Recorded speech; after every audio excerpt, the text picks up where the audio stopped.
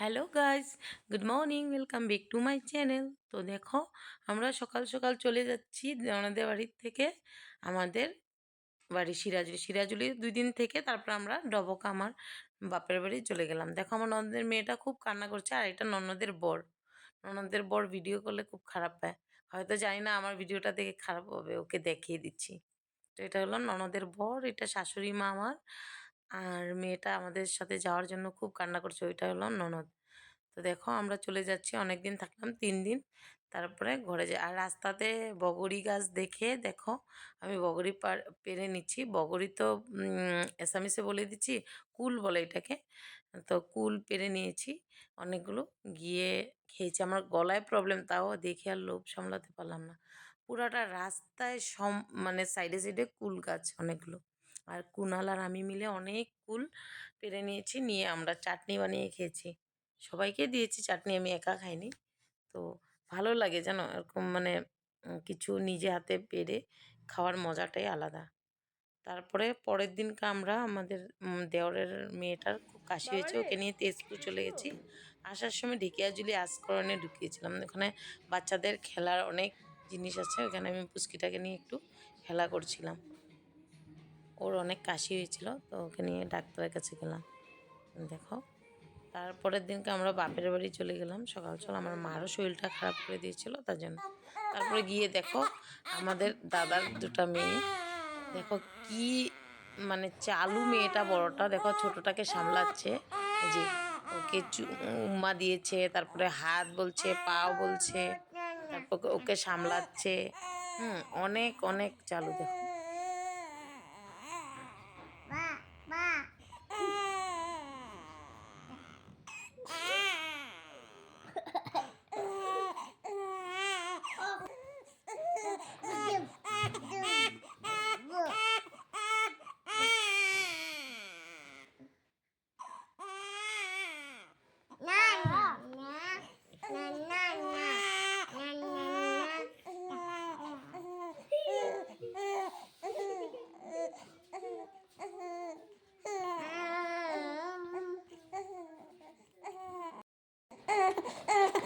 ওগো, সামলাচ্ছে দেখে আমি বলি কাঁদছে, তবে আমি নিচ্ছি না ওকে। দেখো কি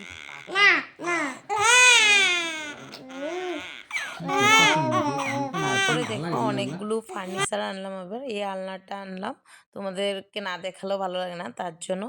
আর এই বক্স পালংটাও নিলাম, তো খুব সুন্দর গিফট পেয়েছি। তারপরে এটা দেখো, আমাদের পাথার, এই যে ওইটা হলো আমাদের পাহাড়। পরের দিনকার সকালে আইনা পাপা বলছে চলো যাই। হ্যাঁ, গিয়ে দেখি আমাদের পাথারে ঘুরে টুরে এসে তারপরে এই যে আমরা পুকুর একটাতে হাত পাও ধুলাম।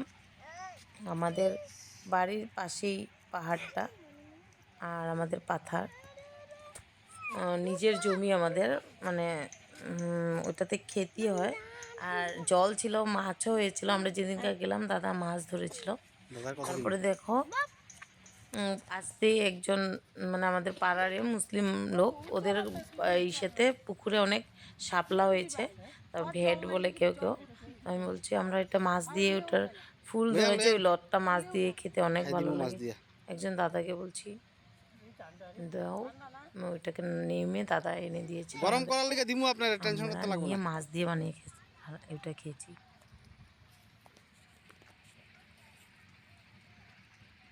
পরে জল বলছে কম আছে, পরে নামার পরে দেখো, লাঠি দিয়ে পারা যেতে না। আমরা ওই দাদাটা উঠাচ্ছে যে ওকে কুটিবাই বলি। ছোটোর থাকতে থেকে না মুসলিম না, হতে লইয়া পারে, তিনটা কিন্তু লইয়া, আমাদের সাথে এই তিনটা লইয়া সম্পর্ক সামনে অনেক আসে যে ভালো। হাতের সামনে। নিজের দাদার মতনে আমার বিহেভিয়ার করে আমাদের সাথে। তো ভালোই লাগে এরকম মিলমিশ থাকলে। অ্যাকচুয়ালি আমাদের ডবকা অনেক মুসলিম লোক আছে, কিন্তু আমাদের সাথে কোনোদিন খারাপ ব্যবহার করেনি। কলেজে ফ্রেন্ড মুসলিমে ছিল, ভালোই আপনারা ব্যবহার মাঝে করতো, মাঝে আর খাইয়েন আমরাও মাছ ওদের দিয়া। সাথে ভালো ব্যবহারে করতাম। আমাদের সাথে কোনোদিন মিসবিহেভ করেনি যে আমি খারাপ বলবো। সত্যি আমাদের খুব মিল সবার সাথে। বরঞ্চ মানে আমাদের হিন্দুরা আমাদেরকে যত না হেল্প করেছে, মুসলিমরা আরও বেশি হেল্প করেছে। তো দেখো, ওই যে পাহাড়টা আমাদের বাড়ির পাশে 1 কিলোমিটার মতন হবে। ছোটো থাকতে অনেক যেতাম। তারপরে আমার দাদার মেয়েটা দেখছো, ও জলে নামবে, অনেক পাকা বলছে না, অনেক পাকা মেয়েটা।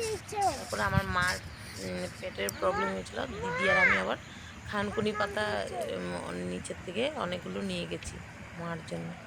মাকে এটাকে চাটনি বানিয়ে ভাতের সাথে খেতে দিলাম। তারপরে আমি ভালো করে আবার পাউটাও ধুয়ে তারপরে আমরা পুচকিটাকেও আমি জলে একটু নামালাম। ও মানে নামানোর জন্য পুরা কান্না করছিল।